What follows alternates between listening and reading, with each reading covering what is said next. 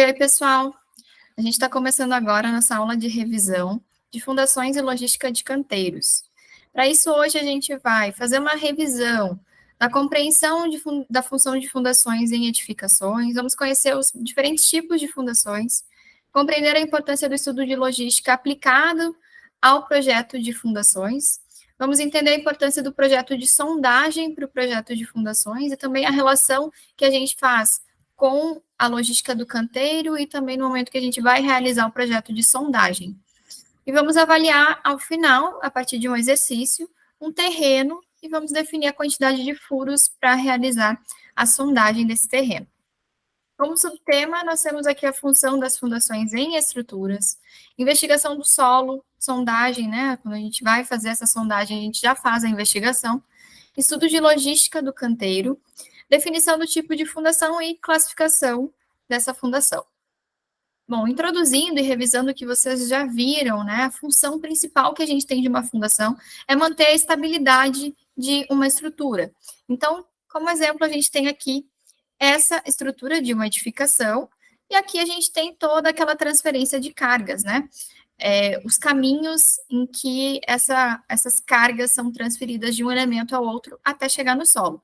Então, o principal objetivo aqui da nossa fundação é manter essa estrutura estável. Como é que isso vai acontecer?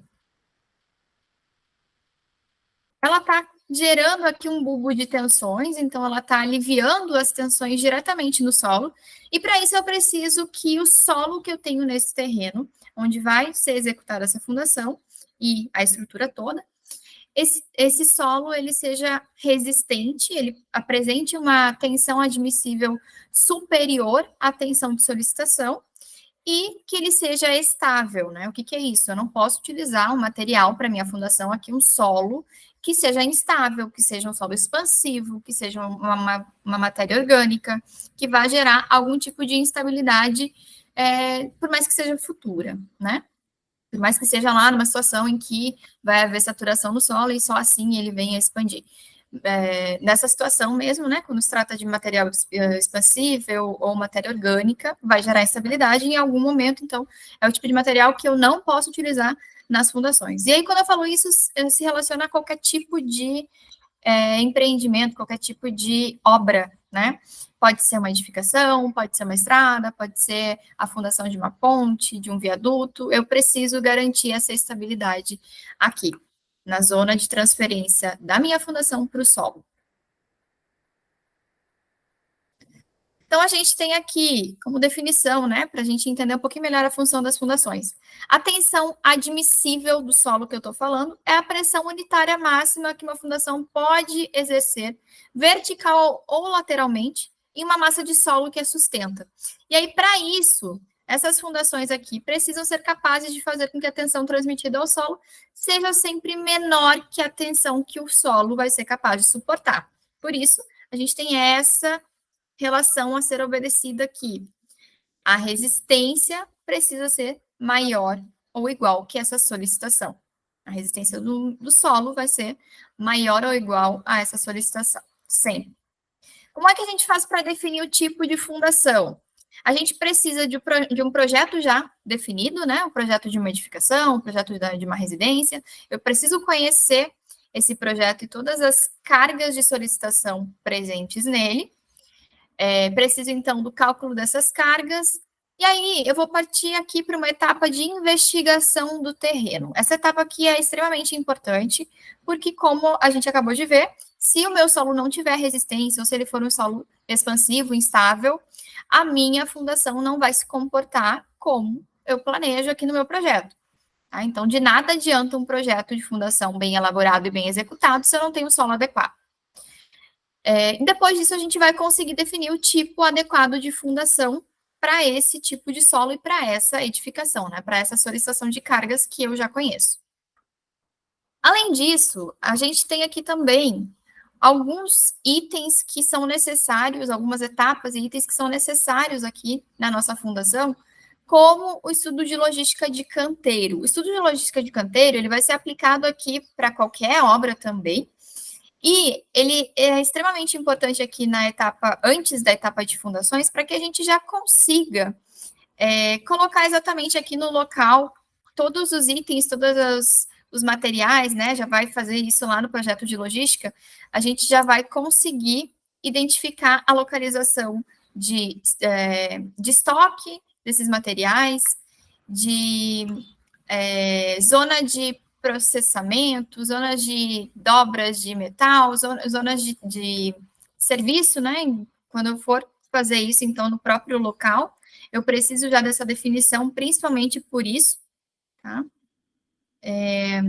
Então, eu preciso de alguns itens aqui, como o levantamento topográfico, ele vai ser muito importante já para eu fazer tanto o estudo do meu terreno, a minha sondagem, como também o estudo de logística desse canteiro. Então, como é que vai acontecer? Qual vai ser a relação que eu vou fazer com o estudo de logística? Eu vou precisar já dessa definição da minha sondagem, por exemplo, ou da localização exata das minhas fundações, para que eu consiga acomodar o meu estoque, né, de materiais, o recebimento, onde é que vai ficar o meu... onde é que vai ficar lá o meu sanitário que eu vou precisar para os funcionários, né? Isso vai ter também, a gente vai ter a copa, vai ter, enfim, vai depender do pote dessa obra. Então, eu preciso ajustar isso de acordo com a minha fundação, de acordo com o meu projeto todo, tá? Então, eu já preciso pensar que isso vai acontecer na etapa de fundação. E é por isso que algumas pessoas confundem, acham que não precisa, que depois, lá na etapa que de fato começa a subir, que a gente vai precisar dessa organização, né? Da logística do canteiro em si, mas ela é extremamente importante já na etapa de execução da fundação, por isso, que a gente precisa, né, já durante a execução, a gente vai precisar começar tanto o trabalho, o serviço com os funcionários, operários, como também a localização, né, a alocação que a gente fala desse estoque de materiais, né, e para facilitar a própria execução da fundação, que já faz parte da execução dessa edificação. Então, a gente tem aqui a topografia da área, levantamento topográfico, dados sobre talude e encostas no terreno, dados sobre erosão ou evoluções preocupantes na geomorfologia, bastante aplicado aqui já também a logística que a gente vai ter para fazer um melhor aproveitamento de seções mistas, né? Quando a gente tem lá o corte, aterro, quando a gente tem material de corte sendo aproveitado no aterro, se a gente vai precisar fazer um aterro para elevar essa edificação, enfim, a gente precisa pensar em tudo isso. Dados geológicos e geotécnicos, eu preciso já pensar na investigação do meu solo, né, do subleito, como é que eu vou fazer essa investigação do solo. E aí, quando eu já tenho também, lá no meu projeto, essa logística definida, como está acontecendo na etapa, a gente vai ter uma investigação que é extremamente comum, que é a sondagem, né, a sondagem SPT, por exemplo, que é a mais comum que a gente tem, tá? Então, para eu fazer o meu projeto de... Hoje a gente tem, né, obrigatoriamente, por norma, o projetista precisa definir os furos de sondagem do terreno, exatamente a localização e quantidade de furos que a gente vai precisar. Então, por exemplo, se eu já estou na fase de execução, já fiz lá cortes, aterros, taludes no próprio terreno, enfim, para regularizar esse terreno, né, a gente sempre vai regularizar ele, eu já vou estar, né, com a etapa de execução acontecendo, ela já iniciou a partir desse momento. Então, a etapa de sondagem que vai acontecer investigando esse solo, ela já também é considerada uma fase de execução. Ela pode ser considerada uma fase de execução, apesar de ser uma análise preliminar, né, que a gente vai fazer para saber qual é o tipo de fundação que a gente vai aplicar e tudo mais. Nesse momento, eu já preciso definir lá a logística do canteiro para até mesmo fazer esse serviço, esse trabalho de sondagem. Tá? Então, eu preciso até mesmo dessa organização no momento da sondagem. A gente precisa também de outros dados, como mapas, fotos aéreas, que ajudam também no estudo de logística desse canteiro. Para definição do tipo de fundação, a gente já vai precisar aqui de algumas informações a mais, como dados da estrutura a construir, tipo da edificação, né, o sistema construtivo dela, se é uma alvenaria estrutural, se é uma estrutura de concreto armado, né, o sistema estrutural, níveis e tipos de carregamentos, dados sobre construções vizinhas, tipos de estruturas e fundações, número de pavimentos, carga média por pavimento, e possíveis consequências de escavações e vibrações que podem acontecer, né? A gente tem que analisar isso no momento que a gente está escolhendo, porque pode acontecer o seguinte, deixa eu ver aqui, acho que parou de gravar.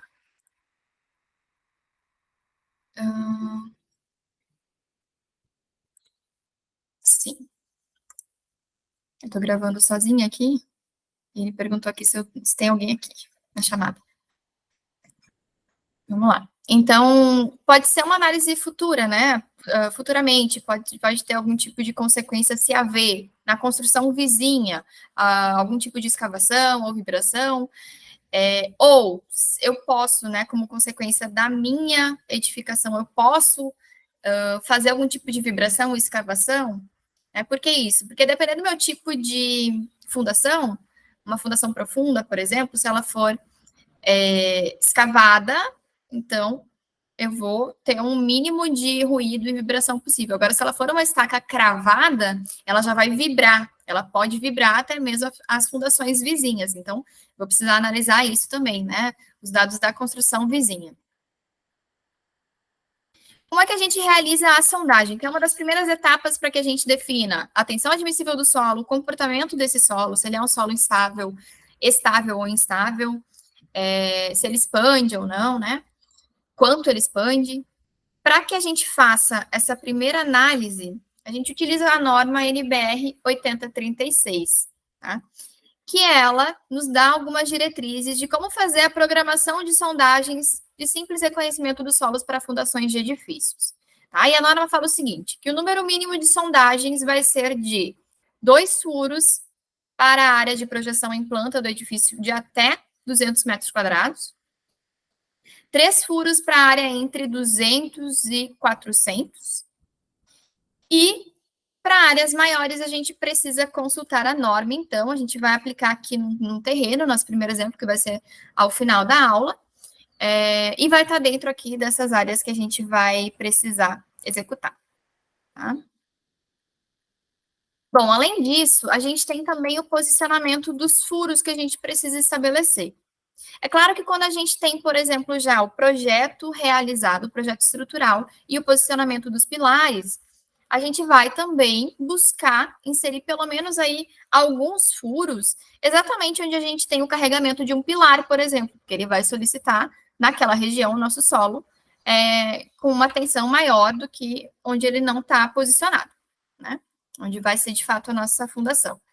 Então, quando eu tenho já esse projeto definido, se torna mais fácil. Agora, quando eu não tenho um projeto definido, eu estou apenas fazendo uma investigação inicial desse terreno, a gente tem aqui algumas recomendações normativas também. A distância entre furos de sondagem deve ser entre 15 a 25 metros, evitando que fiquem numa mesma reta e, de preferência, próximos aos limites da área em estudo. Tá? E aí a gente tem aqui, por norma, né, a gente acabou de ver, a gente tem aqui alguns exemplos, tá? E com as quantidades de furos definidas. Aqui, quando eu falei sobre consultar norma para maiores áreas, a norma nos dá uma tabela, a gente utiliza para relacionar. Até eu esqueci de colocar aqui, vou voltar depois para buscar. Vou colar ela aqui no slide para vocês. É uma tabelinha pequena. Ela faz uma relação bem simples, né, com o número de furos e área, né, adequada para cada furo. Então, a gente já consegue uma relação também simplificada e essa definição também vai ser feita, a única, digamos assim, complexidade, que também não é tão complexo assim, é a definição da localização dos furos. Tá? Então, aqui eu tenho um terreno, primeiro terreno menor, de 7 por 25, e para essa área aqui, são considerados apenas 2, são recomendados, né, e exigidos por norma apenas 2 furos de sondagem. É a quantidade mínima de furos. Se eu quiser fazer a mais, eu posso. Tá? Aqui eu tenho outro terreno, né, de 10 a 12 metros por 30. 3 furos exigidos como mínimo, né? Então, aqui, o que está acontecendo? A outra recomendação é que a gente vai evitar que esses furos fiquem numa mesma reta e, de preferência, eles vão ficar próximos aos limites das áreas em estudo, tá? Principalmente quando eu não tiver o projeto definido, tá? Considerando que eu vou aproveitar todo esse terreno, certo? Então, aqui, por isso, eu não tenho, né, os dois furos numa mesma reta. Aqui eu também não tenho numa mesma reta, eu estou fazendo aqui, deixa eu ver, de 15 em 15 a distância que está acontecendo nesse segundo terreno. E depois no meu primeiro furo aqui embaixo, depois desses 15 metros, o furo está aqui do outro lado, não está na mesma reta. Ele só vai aparecer de novo depois de 30 metros, tá? E o mesmo vai acontecer aqui nos outros dois, nesse terreno aqui de 20 por 30 e nesse de 20 por 40. Que aqui eu tenho, então, 5 furos. A partir disso, a gente já vai conseguir definir qual vai ser o tipo de fundação que a gente vai utilizar, conhecendo, então, toda aquela relação que a gente viu antes, né? A carga de solicitação, né? O tipo de estrutura, sistema estrutural, edificações vizinhas, também o nosso solo, o comportamento dele, a resistência dele, todas as características desse solo que eu já vou conseguir obter na sondagem, né? Ou a partir da sondagem vou conseguir coletar material para fazer essa análise em laboratório, tá? O que eu não consigo fazer em campo. A partir disso, eu já vou conseguir definir o tipo de fundação. A norma 6122, que foi atualizada em 2022, ela nos dá diretrizes para o projeto e execução de fundações. E aqui a gente tem, pela norma, já a classificação dos tipos de fundações. Como fundação rasa, direta, a gente tem as sapatas, os blocos, radier, sapata associada, viga de fundação e sapata corrida. Tá? Fundação profunda, nós temos as estacas, tubulões e caixão, liga-caixão. Agora, a gente tem aqui algumas particularidades de cada um deles. Em se tratando aqui de fundações profundas, a gente tem vários tipos de estacas. Tá? Então, cada uma delas vai ter um procedimento de execução diferente, vai ter uma que vai ser escavada, vai ser outra que vai ser cravada, vai ser outra que vai ser moldada no local, eu posso ter também estaca pré-moldada, tá? Então, a depender do tipo de fundação aqui, eu vou ter ainda subtipos de fundações. Falando dessa fundação profunda, tá? A utilização dela vai ser indicada quando os solos superficiais forem pouco resistentes, quando esses solos também estiverem sujeitos à erosão, quando a execução em si vai se dar em locais alagados ou abaixo do lençol freático. Tá? Então, eu preciso garantir a estabilidade em uma região mais profunda do meu solo. Se requer elevada capacidade de carga também e a possibilidade de escavações futuras próximo ao local. Então, eu não preciso me preocupar, por exemplo, com a edificação vizinha, se futuramente aquela edificação vai causar algum tipo de vibração ou perturbação na minha fundação. Ela me dá mais garantia quanto a isso, certo? Aqui eu trouxe como exemplo um projeto de locação de fundações. Tá? Então, aqui, a partir desse projeto de locação de fundações, eu já posso, inclusive, né, se eu já tenho esse projeto, posicionamento dos pilares, por exemplo, ou de estacas, aqui é planta de locação das estacas, eu já posso, inclusive, definir qual vai ser a logística do meu canteiro a partir dele, então eu já sei exatamente aqui os pontos que vão me dar acesso, que eu vou ter uma circulação mais facilitada, né? Que eu vou conseguir, por exemplo, fazer o estoque de materiais sem que cause nenhuma perturbação aqui nos serviços que vão estar sendo executados. Vou definir também a partir disso quais vão ser os pontos onde eu vou iniciar, né? Quais vão ser os primeiros pontos aí que eu vou executar, né? Quais são as primeiras estacas, no caso, e como isso vai interferir também no meu projeto de logística. Aqui a gente tem mais um exemplo de locação de fundação. Aqui a gente tem também as estacas e o coramento dessas estacas, né, os blocos. Tá? Aqui a gente tem outro tipo de locação de fundações para outro tipo de fundação. E aqui também, já com o coramento acontecendo. Bom, então eu trouxe um exercício aqui para a gente fazer hoje, não é exercícios, é só um exercício. A gente vai analisar o projeto dessa figura aqui, essa planta baixa, tá, de um empreendimento, e eu quero que vocês considerem que vocês são os engenheiros responsáveis, né, o engenheiro responsável pelo projeto de fundações desse empreendimento, E a partir dessas informações aqui que eu vou falar agora, vocês vão definir número de furos para o perfil do terreno, para a gente conhecer esse perfil, investigar ele, posição dos furos em planta, e uma observação aqui que a gente vai considerar para essa edificação, então, a gente vai considerar que ela é uma edificação, essa aqui que está aparecendo aqui na imagem, de 2 pavimentos, essa piscina que está aparecendo aqui também, ela se encontra no segundo pavimento, na cobertura, estacionamento está no pavimento térreo, tá? Então, são essas informações que nós temos.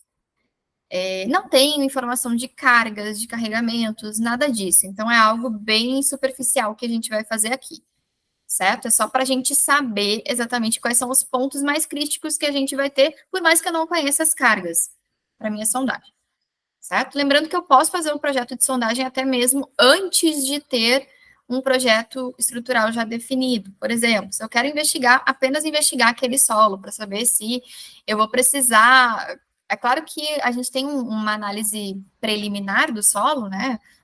Falando aí de um profissional já experiente, que a gente consegue fazer um reconhecimento até visual do solo. E aí, nesses casos, existe uma recomendação para que se faça o SPT com antecedência ou não, né, para a gente saber qual vai ser a influência no projeto estrutural ou na definição do sistema construtivo. Tá? Então, a gente vai fazer agora esse exercício, eu vou vir aqui para a área que eu consigo editar, e eu vou já... Primeira coisa que a gente vai fazer vai ser definir a quantidade de furos. Eu vou trazer uma tabelinha aqui para vocês, que relaciona a área, sobre aqui, a área com o número de furos. Rapidinho, deixa eu abrir aqui. Ai, será que eu tá... Meu tempo aqui, deixa eu ver quanto que já tá. Dá para ser 30 minutos, não sei se passou. Depois vou ter que cortar.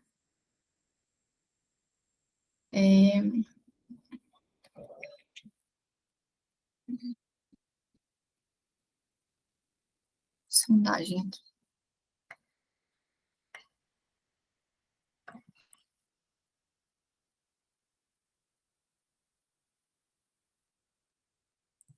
Aqui.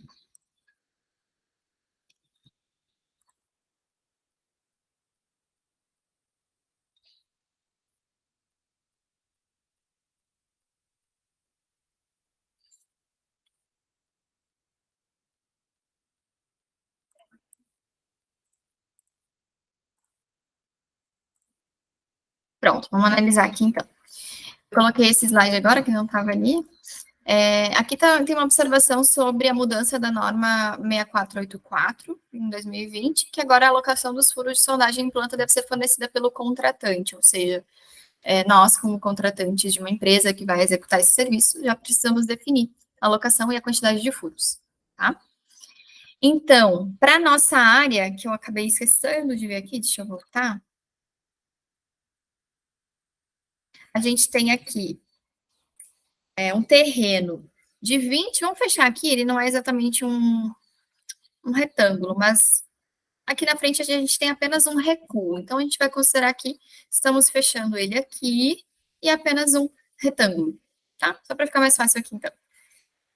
20 por 42,5 vai ser essa nossa área. E aí a gente vai aqui agora na tabelinha para analisar a quantidade de furos. Para essa área, a gente vai ficar com uma quantidade de furos aqui igual a 5, a quantidade de número de furos, né? Lembrando que é uma quantidade mínima de furos de sondagem. Eu posso fazer, por exemplo, mais se eu achar necessário, tá? Então, alguns projetos que já têm, assim, projeto estrutural definido, a gente tem pontos específicos, e aí o projetista, né, acaba até optando, pode acontecer, optando por fazer mais furos de sondagem. Então, a gente está com uma área aqui entre 8.000 e 1.200, e a quantidade de furos vai ser igual a 5, tá? Então, vamos voltar lá agora.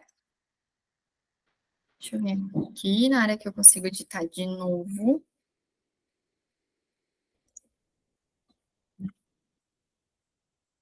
E eu vou desenhar com vocês aqui, fazer o posicionamento dos furos.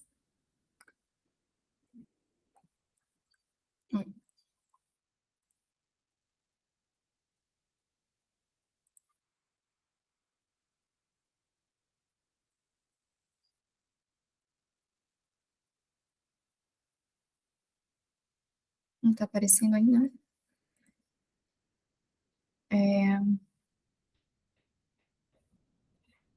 Aqui, pronto.